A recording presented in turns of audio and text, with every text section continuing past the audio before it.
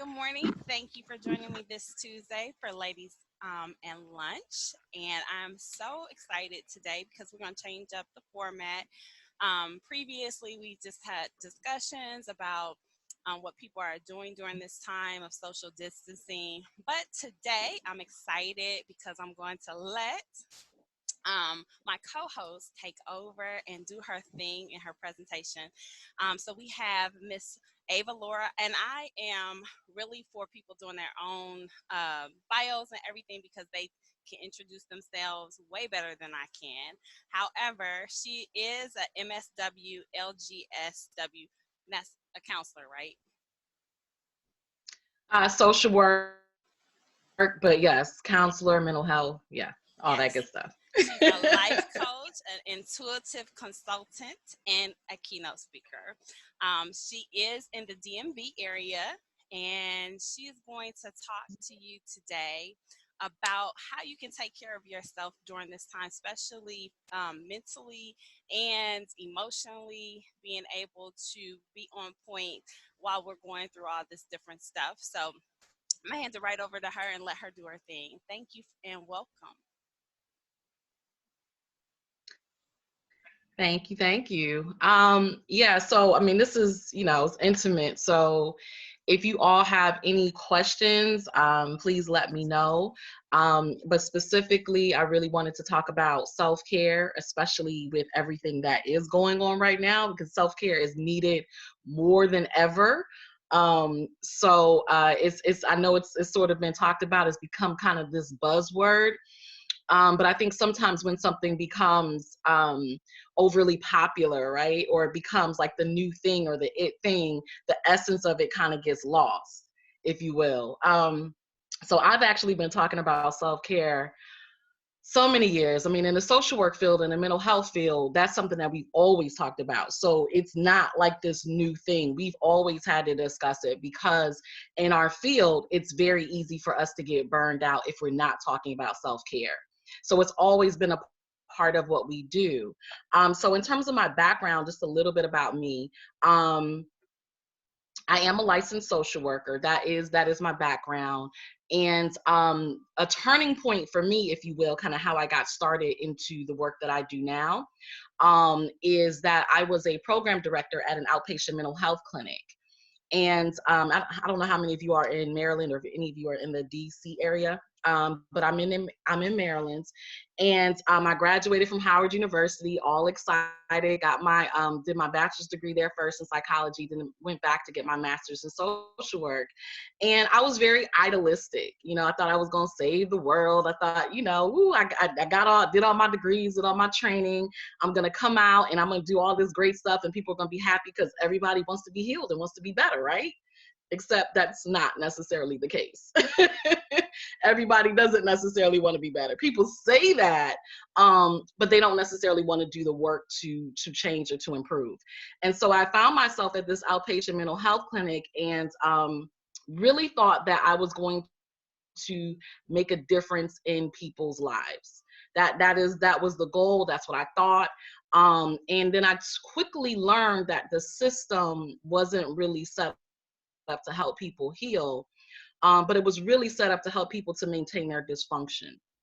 And that's not what I had signed up for. That's not what I had gone to school for. That's not what I had, graduated summa cum laude for. Like, I was serious about helping people to heal and grow and change their lives. And I realized within the confines of the system, I could not do that. That was not going to happen. And so I started getting depressed. I started feeling like, why am I here? I'm not really making a difference. Because if anybody knows the mental health field, the social work field, it's not like you're getting paid a lot of money. You know what I mean? So I wasn't there for money. I was there to make a difference. And so when I realized that I could not make a difference, I had no purpose there. And I really, started feeling like I don't know what I'm doing anymore. I don't know what I'm here. Everything that I thought I was going to do or be able to do, I'm not able to do. So what do I do now? And that became my turning point, because for a long time, I just struggled with it. Like many of my clients now, I was just in this space. I wasn't happy, but I didn't really know what to do. And I don't know if you all can relate to that. Like, things aren't good, they're not right, but it's like, okay, what am I supposed to do? And here I am, a social worker, and I'm counseling other people, helping other people, but I couldn't help myself. I didn't know where to go to for my own help. And it just got to the point where basically I got sick and tired of being sick and tired. That's really what happened. And I just said, enough already. I can't live like this anymore. This is not what it's about. And so I finally confided in her friend, and she said, well, Avalaura, I have this retreat, this women's retreat coming up. Why don't you come out? And I had never been on a women's retreat before, didn't know anything about it.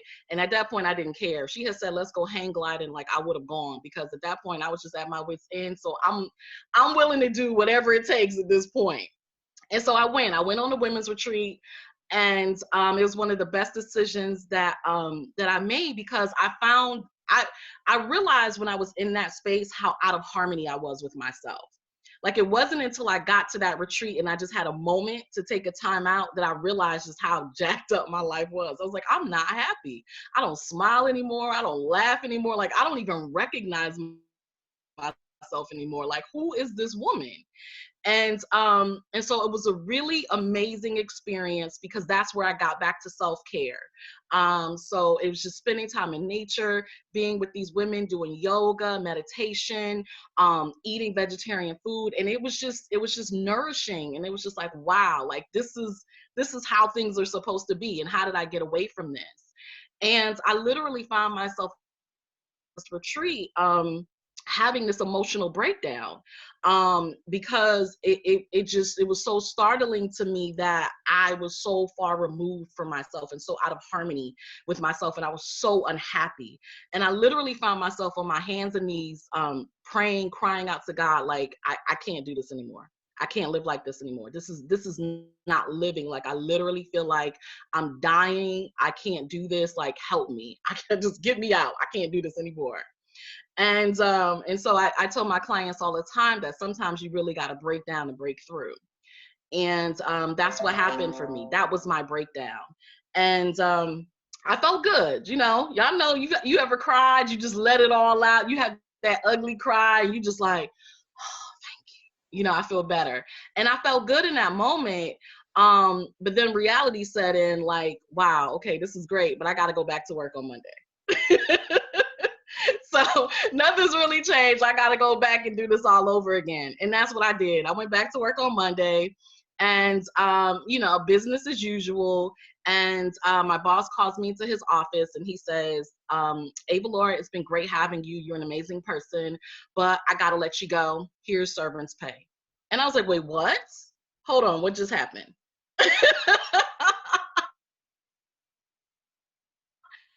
Is, everything I do, I go hard or go home. I had never been fired from anything in my life. So I'm like, is this man really firing me? Like, how could this happen? So needless to say, my ego was all upset, going on and on about what was me. I can't believe this.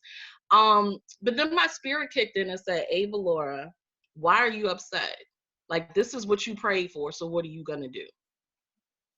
And that became my mission. Like, what am I going to do? Am I going to go back into the social work field and get another job? Because if anybody knows social work, it's not hard to get a job. Jobs are a dime a dozen. They always looking for good social workers. And so are you going to go back in that route and find another job and not be happy and feel like you can't really do what you need to do? Or are you going to venture into the path of the unknown and create your own journey? And obviously, I'm talking to you today, so I decided to create my own.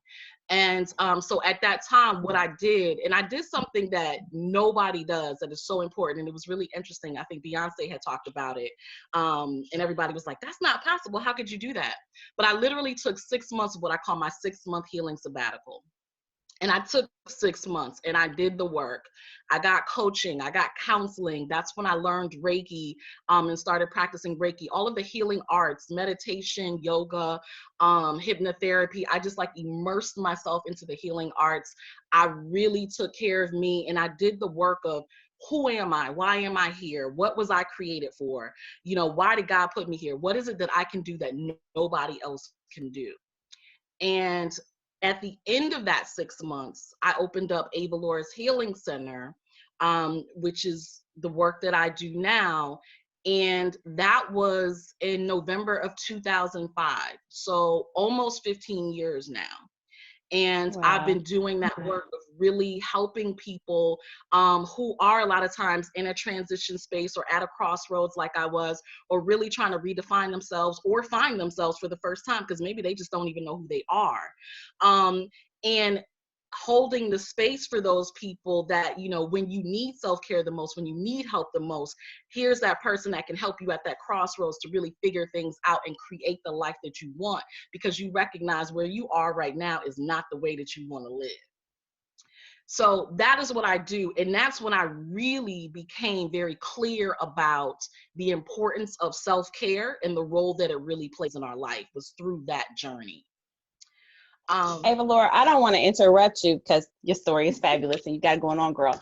But I want you to, because I am in that travel arena and I really promote and I do a lot of coaching around transformation in traveling. Mhm. So can you talk a little bit about your training? Because, girl, you got some training that you went and did overseas. So I want people to understand like how deep Yeah. you went into this.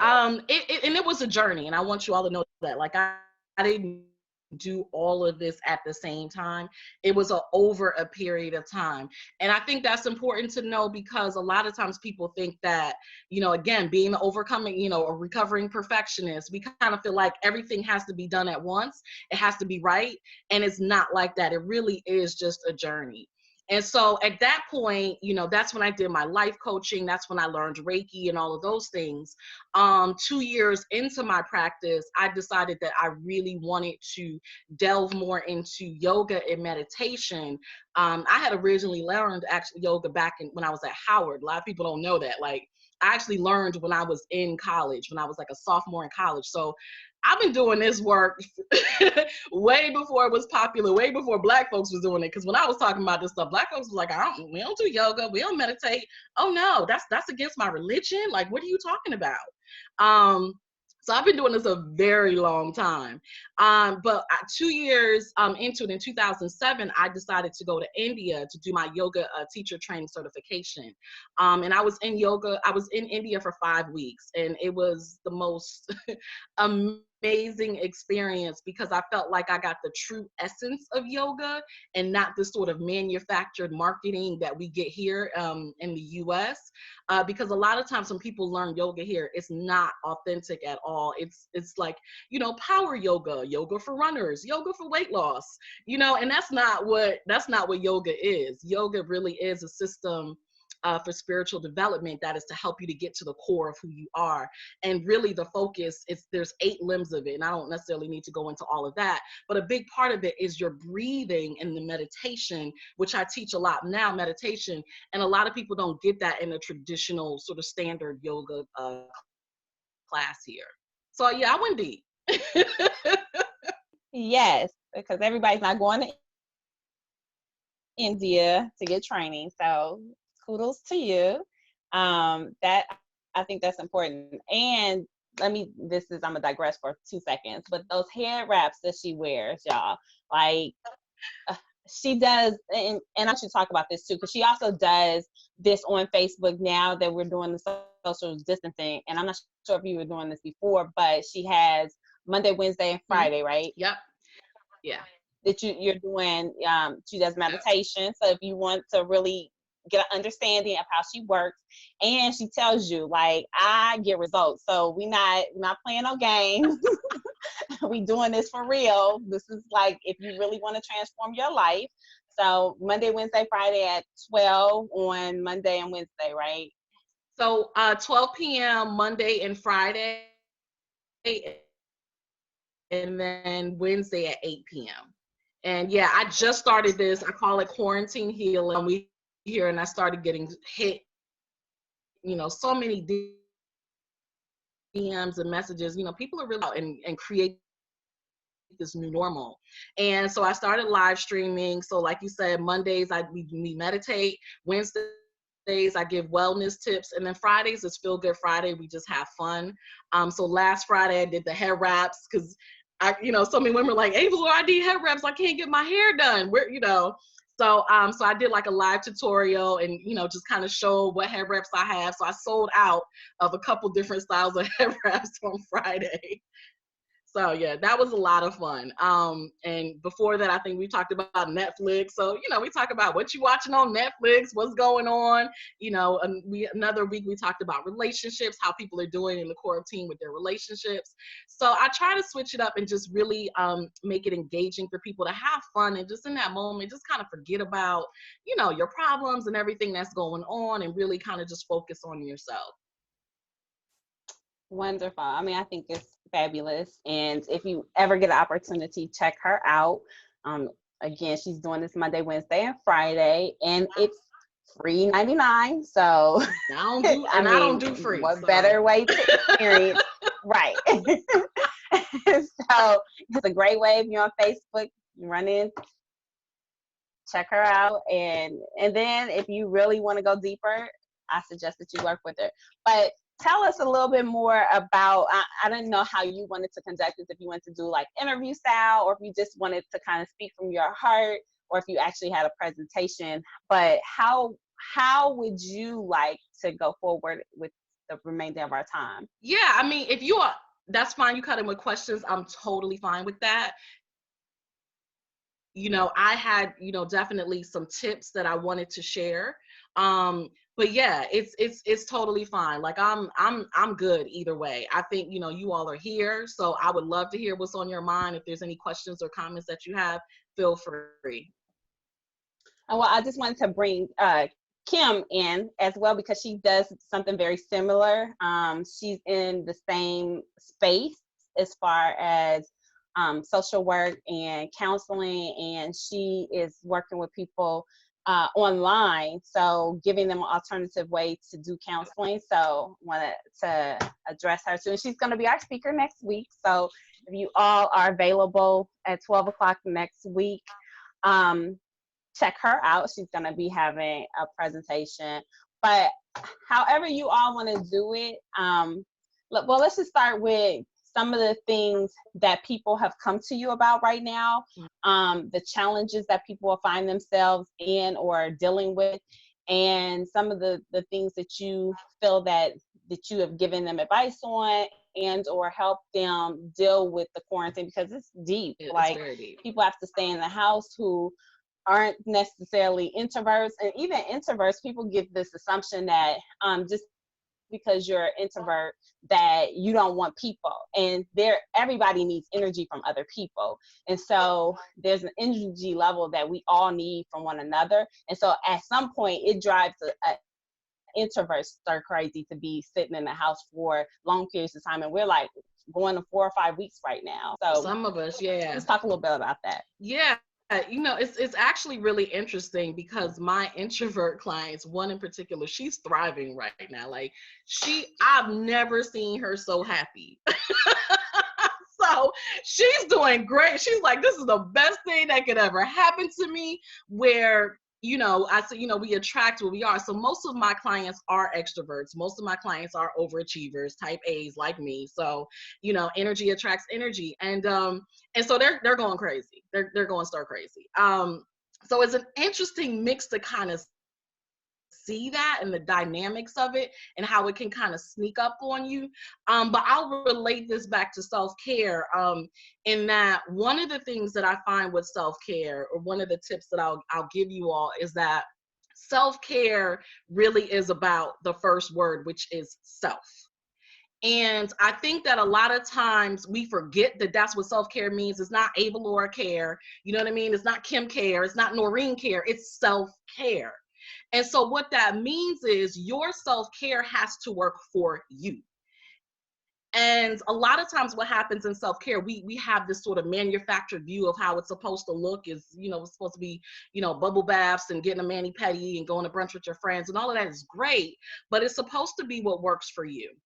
And so this is a good time to figure out what self-care actually works for you, because not all self-care is created equal. And so I say all of that to say is that what I'm finding with my clients is that everybody is very different. And one of the things that I'm finding online, which is, I get it, but it's becoming a problem. And you all have probably seen it. You see those memes where people are saying, oh, this is the time, time of the quarantine. If you don't have a new skill or a new hobby or a new business, your problem is not lack of time. Your problem is lack of discipline. And it's like, hold on now, wait a minute. That's not the case. Everybody is different. People are really suffering. People are grieving losses right now. People are grieving the loss of self, of the loss of their life, the loss of family members, of friends, the loss of their way of being. So, it's not necessarily that you're not being quote unquote productive because you lack discipline or you lack motivation. It really could just be you're trying to deal with everything that's happening right now, and all you can do is just survive, right, and make it day by day. And that might be all that you can do right now. And so part of that self-care is honoring yourself, understanding that it is self. Some people are going to come out and be highly productive, and maybe you're just making it day by day.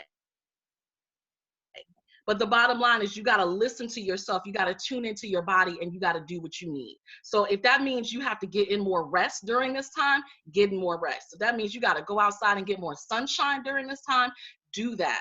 But it's really honoring your needs and figuring out what that is, doing the work to really be introspective and reflect right now and figure out what that is, because not everybody's going to come out of this the same. I mean, our lives are really forever changed. And so you got to honor yourself and get through this the best way that you can, and know that your journey is not going to look like everybody else's journey. Right. I agree. So, during this time, like, for those people who are introverts and who are thriving, and because they have their time to themselves and they can kind of block out the other people, what are some things that you're trying to tell them to do to kind of stay focused, if they are in the position to make some alters in their life that enhance it, Mm-hmm. or just focus on family or whatever it is that they're choosing to do at this time? What are some suggestions that you have for them? Yeah. So one of the things I highly suggest, and this is why I actually started doing quarantine healing. So one of the things I'm a firm believer in meditation.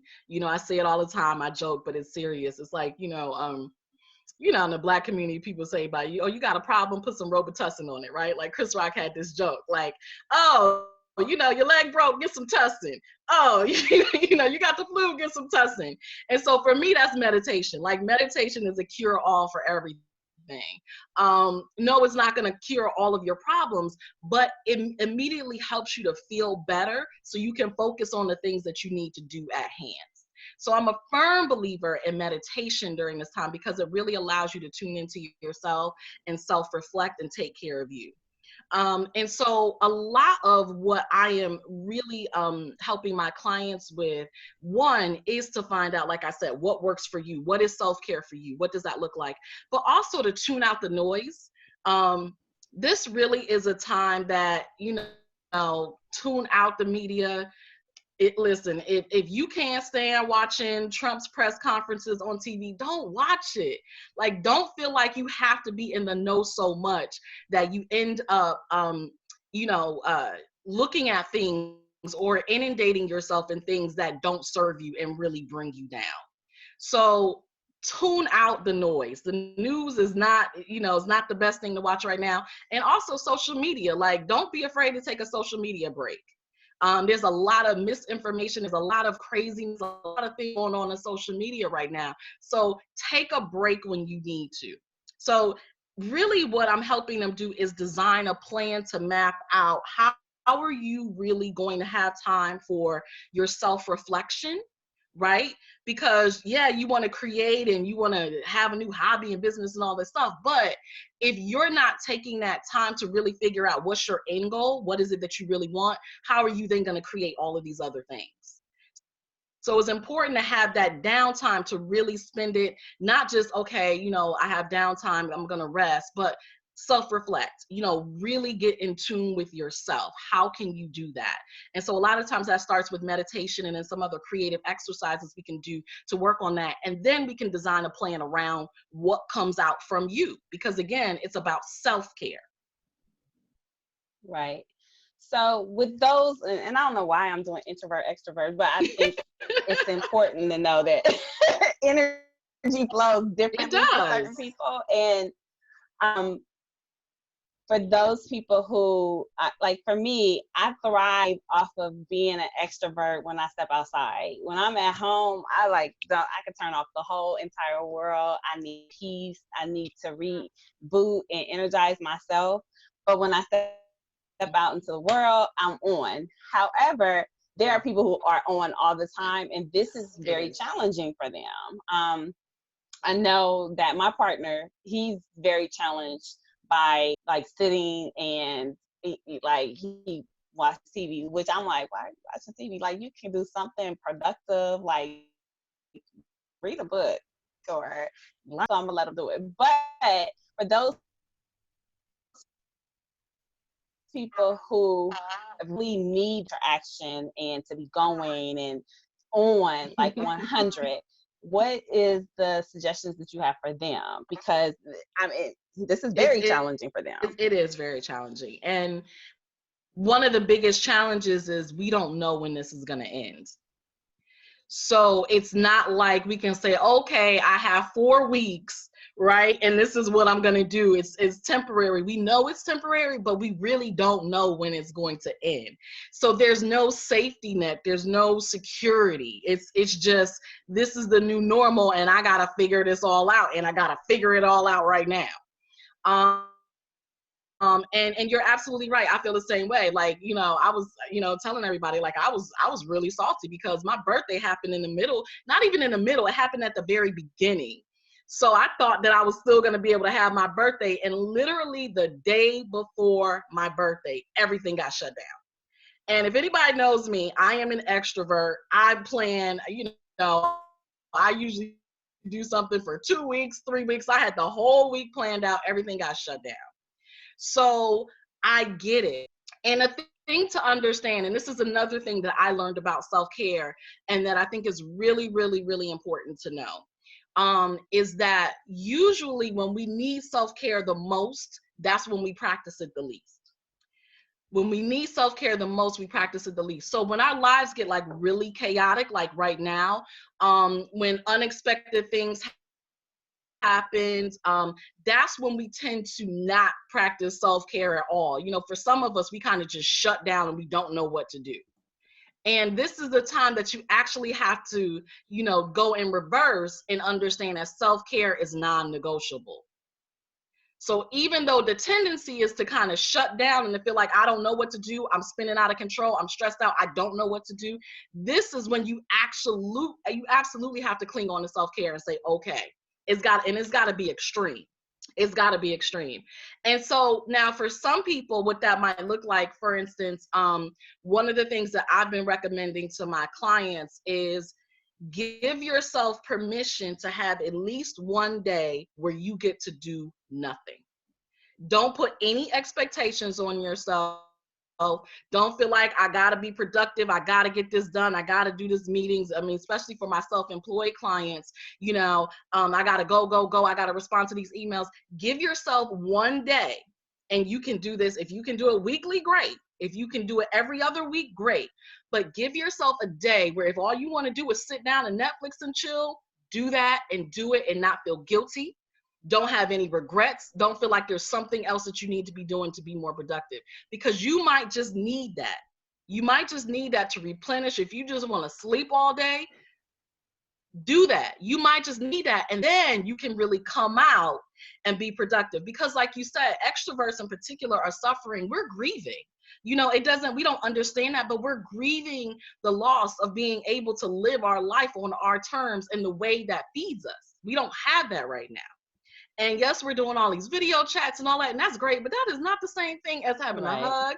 That ain't the same thing as being able to touch somebody, hold somebody. That is not the same thing. So we really are grieving. And so take that time to grieve. whatever that looks like for you. I think that's important. I mean, I talked a little bit about it last week. Last week when we were on, because for me in this process, I had a child 8 months ago, and it was very similar to your story, where basically I was downsized, and at the same time I was 7 months pregnant. So like, you do, Yeah. and then at the same time I was like, well, you were self-employed, you've been coaching, you can go back to that. But then I'm like, I'm now trying to figure out how to, be a mother. And then I had my child, there was a little complication. And then like I went on this whole, I gotta do. And then right when I said, okay, let me go back and focus on me and find the new normal for myself and start doing these things, and I had a step process, then all this hit, and I was like, really, like, I can't win for losing. But then I had to like recalibrate and say, okay, what's the lesson in this? And I can now focus on these things, and I don't have the distractions of having to go here or be here or meet someone.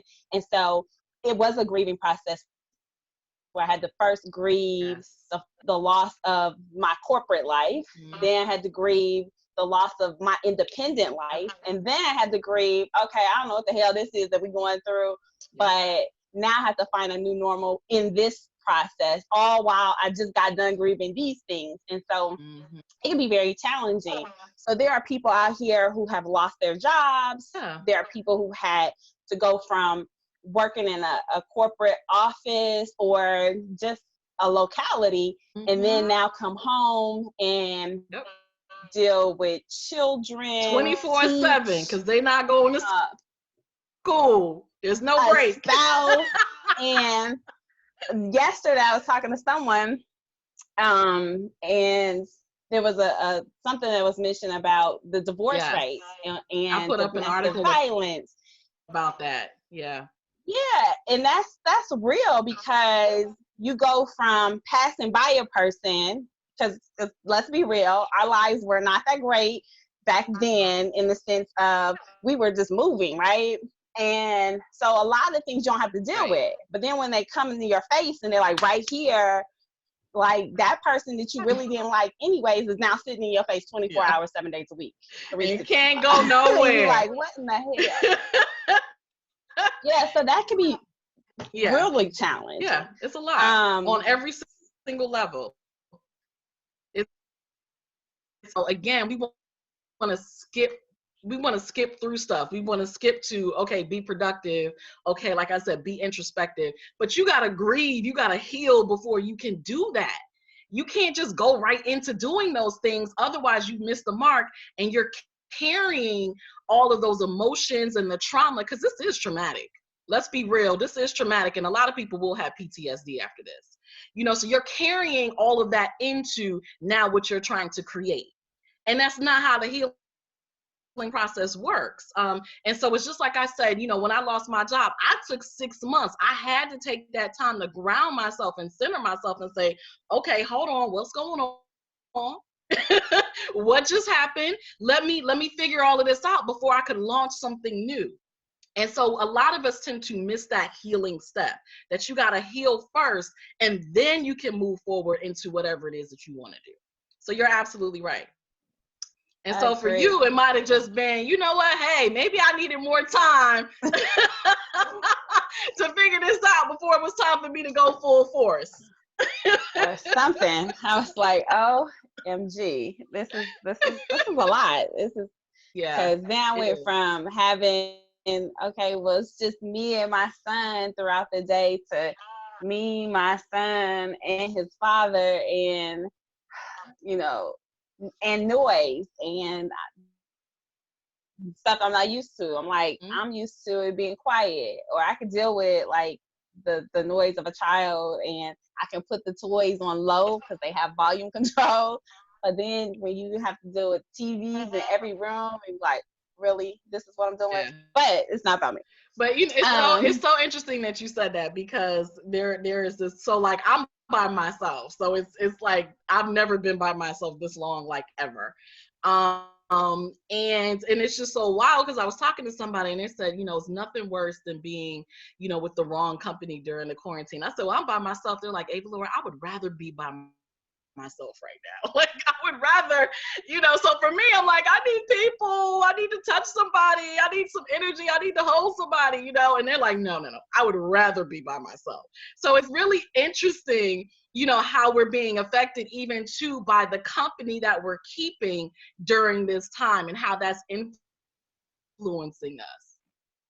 Right. I saw one of my girlfriends, she put like maybe week 1, she was like, I'm single, no children, no man, and I'm sitting at home by myself, and this is, the worst. And I was like, girl, that sounds like peace. Because, and to me, it sounds like peace. You don't have to run after nobody. You don't have to have conversations you don't want to have. You don't have to watch stuff you don't want to have to watch. You don't have to entertain nobody. Like, you can really be your own actress in this and make up your whole life. Like, I would be having conversations with myself. Nobody would know. I'd just be like, oh, girl. And that's why, again, it would just be a hot mess. But about self. Like, it's all about perspective. And yeah, for those of us who are like, oh my God, I don't want to deal with all of this, that's great. But for those of us who have to deal with it, it's like, it's not that great. So it's perspective. It's perspective. Right. Well, I just want to open it up a little to Kim and Noreen, as well as Kayla, who just joined us.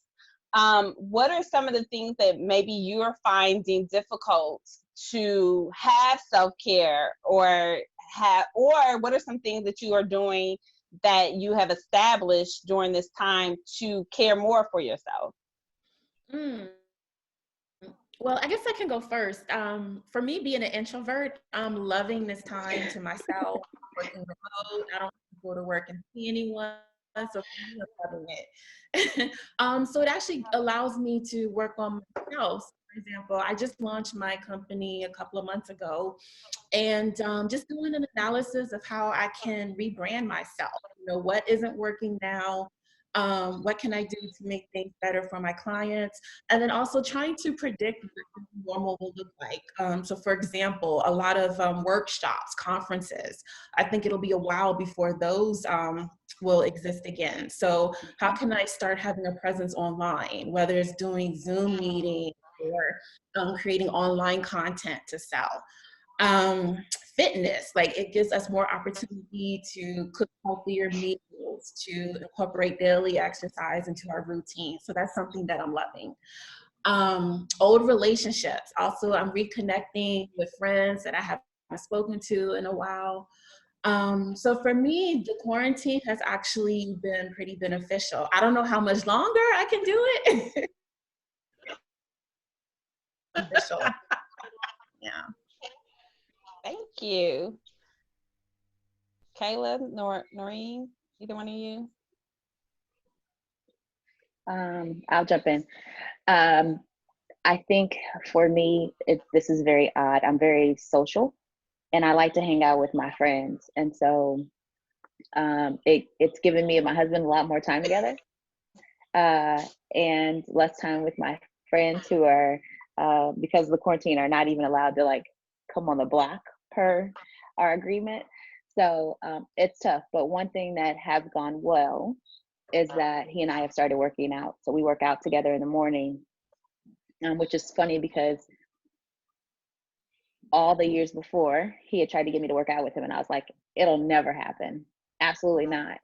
So now we work out in the mornings together, which is great, because I promised myself I would not gain 20 pounds during this quarantine. Quarantine 15, so as they're it's been very it. beneficial. Yes, I've promised myself not to gain any pounds since I can't go out, and so and also it allows us to, we have more home cooked meals, so that's really good for the kids as well as both of us. So we're eating healthy and we're doing good. So health wise, I'm feeling a lot better. So the quarantine is beneficial to me. Social wise, I'm dying inside. And we've done the social happy hour Zoom thing, and that's great. It's just it's different for me because I'm like hanging and hey, and so it's very different. Um, and homeschooling is really hard. And I don't know if the teachers decide to protest when we go back and demand more money, but I will get in line behind them and support them and give them whatever money they need, because I have no patience for first grade, none. And so that has been a true test. And then lastly, and I apologize for being late, but I got a call from my pastor in my church, which was well needed, just to check on us. And he prayed. We're lucky, we're fortunate. My husband's still working, so he's just working in the office over there. And I am on technically a leave, but we have COVID leave, so I'm on COVID leave. So we're lucky that our money hasn't really changed. Um, but I asked to pray for everyone else's economic relief, as well as patience, because I know I'm a prosecutor, so I see firsthand how domestic situations have changed exponentially. And I know that with my own kid, not just domestic abuse, but child abuse. I do child neglect. So I know with my own kid how my patience, I'd be like, okay, I'm gonna count to 10. I'm gonna count, and I'm gonna walk away, because I'm not meant to teach you. I didn't want to be a teacher. And so just taking breaks is important. And I, it's cold here. I live in Omaha, but we still get outside no matter what, just like they do at schools. We're going to go recess, put your coats on, get your gloves on. We're going to go outside and get some fresh air so that we can get some fresh air. So it's very different. I'm very concerned about what happens next. My governor is Pete Ricketts, and he is going to open up our malls next week. So I'm worried now that this thing is going to come and rear its ugly head in a big time way towards us, because he is not he's a good Trump governor, and he is very adamant about reopening everything. And so our malls get open next week while we're still on leave, which is funny. Right. So we'll just see how it goes. And I'm gonna pray for safety. I'm gonna pray it doesn't touch my mom, because she's at risk.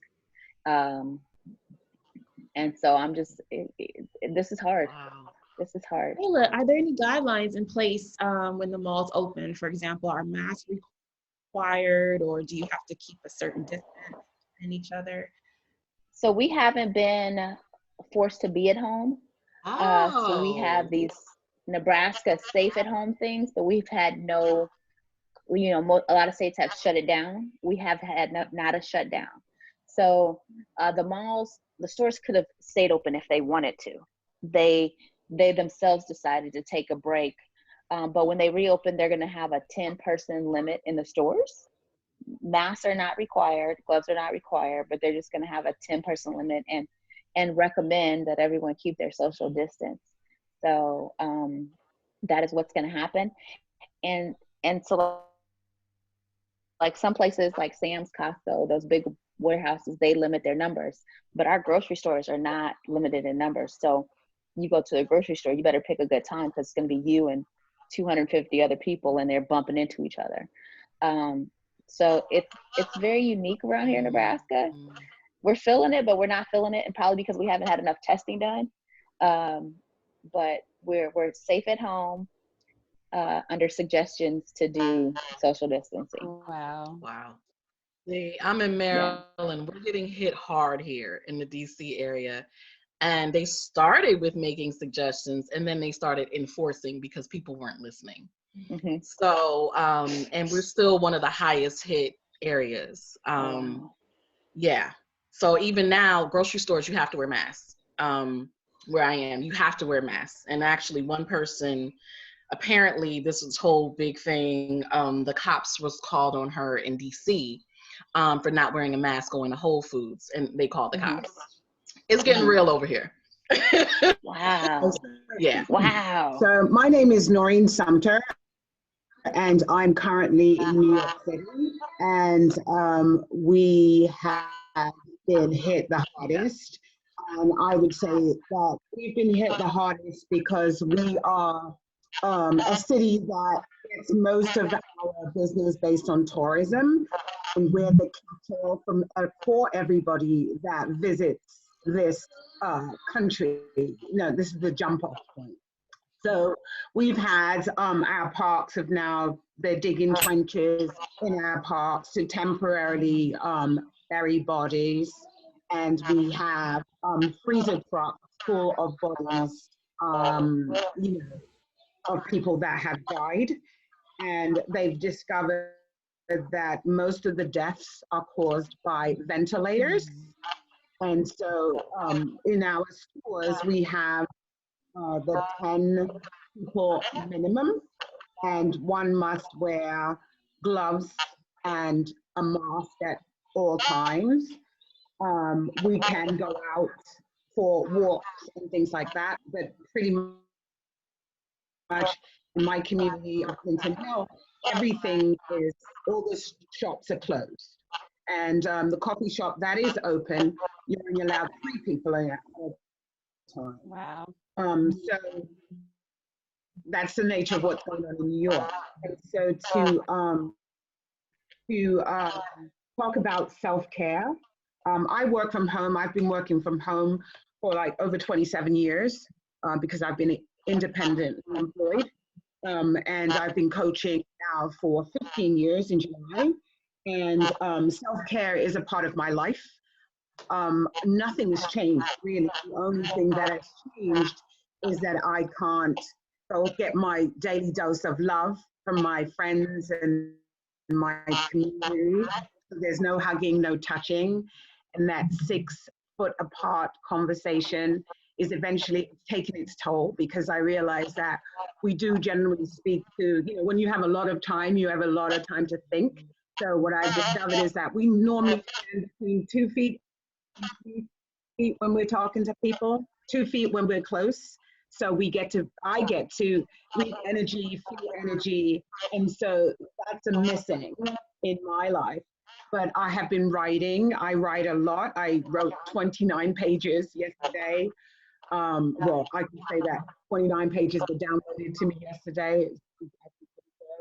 I have a workshop that I do every month called Lunch Lady, which is for women business owners and man ambassadors, which we usually do in person, but now we've had to do it online. So it's easy for me to take it online.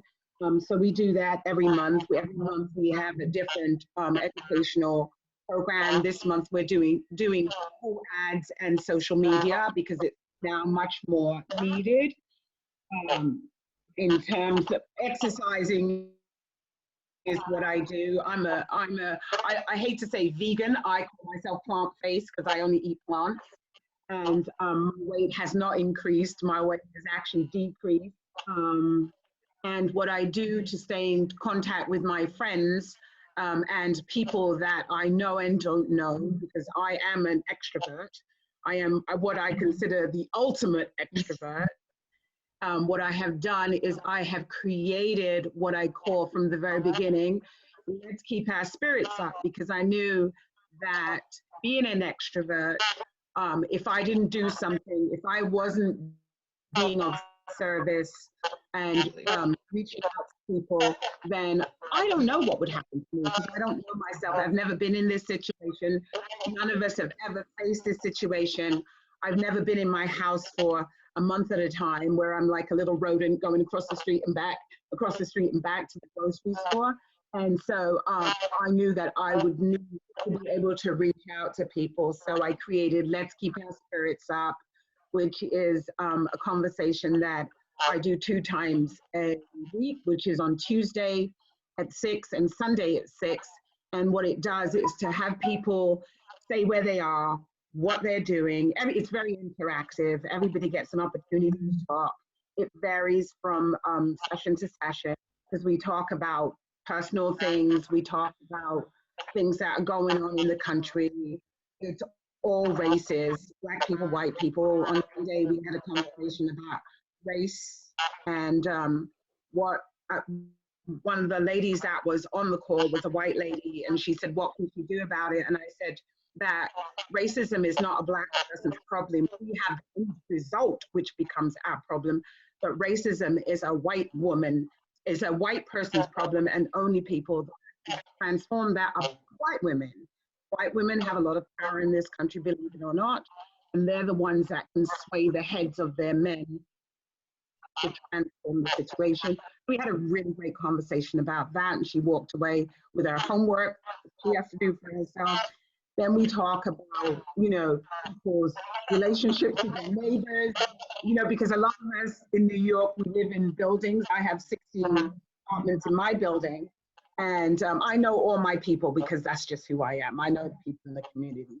But many people have been living in their apartments a long time. They don't really know their neighbors because it's in and out. And so now they're experiencing a lot of things that they wouldn't ordinarily experience. So it's helping them to find ways to traverse that conversation. So we have a lot of different conversations going on. It's a lot of fun. And then we do gratitude. And then at the end of it, you have to do one joke. And that one joke, it doesn't matter if it's a knock-knock joke. It doesn't matter if it's like the corniest joke on the planet. The cornier the better, right? So we do a little fun, a little gratitude, a little sometimes I do some coaching. It just depends on who comes to the calls and stuff. So it's for me, life is supposed to be about fun. I'm supposed to be able to enjoy my life because I get one shot at this life. And so I have to make it the best that I want. And so whatever I want, I'm sure I always think that there are other people out there that might want it also. So I extend out and bring people in and create. So, it's tough.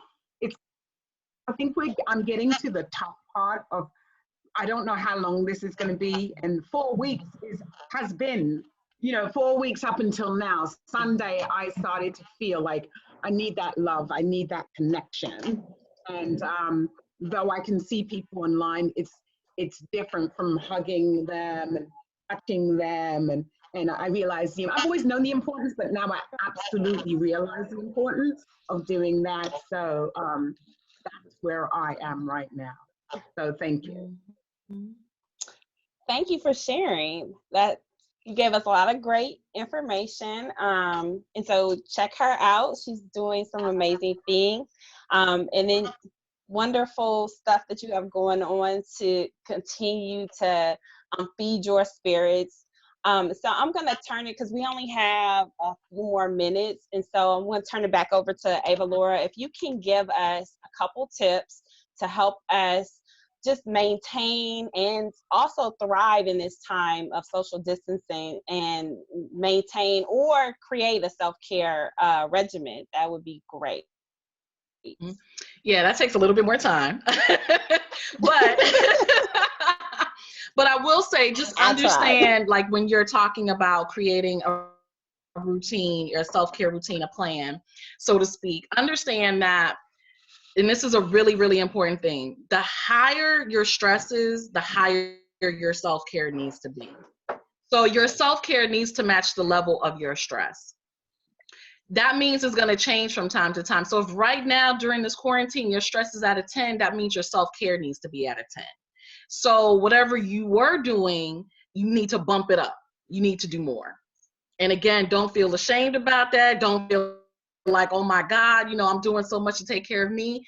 If your stress is at a 10, your self-care needs to be at a 10. So when we're talking about creating a plan, make sure that your self-care matches the level of your stress. Otherwise, what happens is your self-care becomes superficial self-care, and you think you're doing things for yourself, but it's not enough.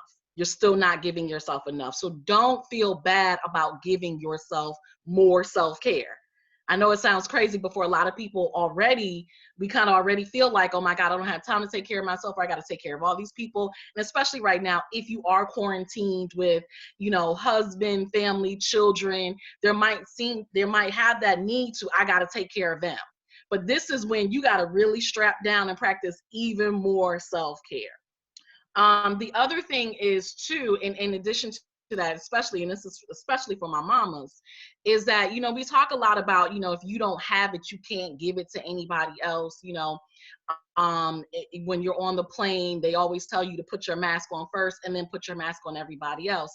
And that's great and that's true. But I find that with mamas that they is still going to want to take care of everybody else first. That is nature.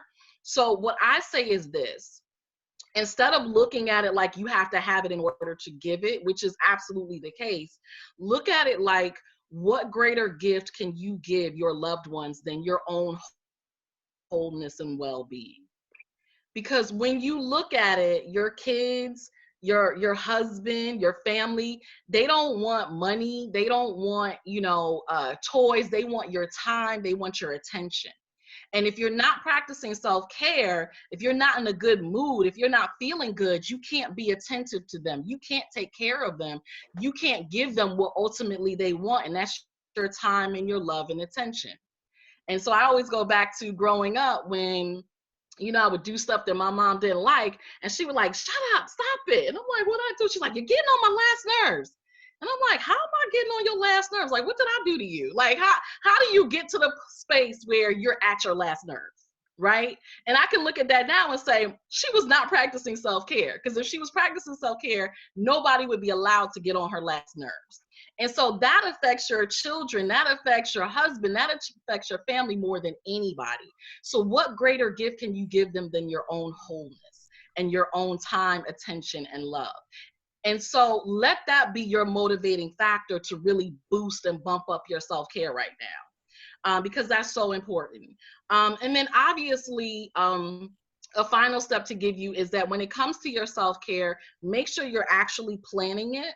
Make sure you actually put it in your calendar. So just like you have your meetings, just like you have, some of you said your morning workout, your self-care should be in your calendar first, and then everything else should go around your self-care.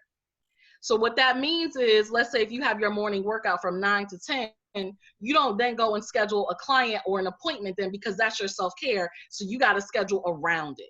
So schedule your self-care first and schedule everything else around that. Thank you for that. Thank you for your presentation today and being here. Please shout out your her email or her website is very easy. It's just her first name, so @.com. So share your social media information, how people can contact you, as well as reiterate your Monday, Wednesday, and Friday schedule for that free.com, the only free you got. The only free I got. Some people. Actually, I'll take that back. My podcasts are free, so you can listen to my podcast free, but that's it. I'm Avalaura, Avalaura. So my website is avalaura.com. I am Googleicious. I am the only Avalaura. So literally, if you type Avalaura into your search engine, I'm going to pop up with my hair wraps. That's me. And if you go to my website, avalaura.com, all of my social media links are there. So you'll find my LinkedIn, my Twitter, my Instagram, my Facebook. I'm pretty much everywhere. Or like I said, you can just search my name and I'll pop up. It's just me. So you can go to my website. You can sign up for my mailing list. You can listen to my podcast. I have a lot of digital products. I actually have been running a special so that you can maintain your self-care. So my meditation, my power journal messages, all of those things you can get on my website now at a discounted rate. And you can also tune into Quarantine Healing on Facebook Live Monday, Wednesday, and Friday. Monday and Friday at 12 p.m. Eastern, on Wednesdays at 8 p.m. Eastern. And on Mondays, we meditate. On Wednesdays, I give you some wellness tips. And on Fridays, it's Feel Good Friday. We just talk about something fun. So that'll be the next one this week is Friday. And I think this week we're going to be talking about, makeup, skin routine, how to still be quarantine cute, right? So that's what we're going to talk about this Friday. That's a lot. Thank you so much. When you get to the nails and somebody who can like cyber do my feet, I need that in my life. Like I had nails before. Listen, if I could create that, I would be a millionaire right now, okay? I mean, I got the hair wraps. I got y'all with that. Now, I don't know. I can see somebody through the skin. That's what I need somebody to come up with. That's the next big invention. But thank you so much for joining us. And next week, I'm super excited because we have Kim. She's been with us for the last couple of weeks, and she's actually going to talk. Kim Ali. She is MSN and RN, so she's a nurse, and she specializes in mental health. So she's going to be talking about her mental health coaching and behavior change specialist, and her business is called A Cup of Tea. I love it.